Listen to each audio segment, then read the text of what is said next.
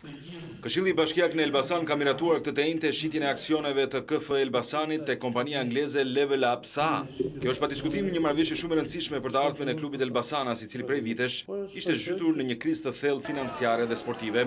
Kjo situatë dhe projekti i paraqitur nga kompania angleze ka bashkuar këshilltarët e majtë dhe të djathtë, të cilët në unanimitet vendosën që të shesin 100% të aksioneve të klubit, aksione që deri tani ndaheshin në 51% pjesë e bashkisë dhe 49% pjesë e aksionarit të vetëm të mbetur. Qëllimi i blerjes së klubit nuk është vetëm rritja e nivelit të ekipit parë të futbollit, por është ngritja e akademisë të futbollit në qytetin e Elbasanit, jo si akademi vetëm për qarkun e Elbasanit, por për akademi në rang Shqipërie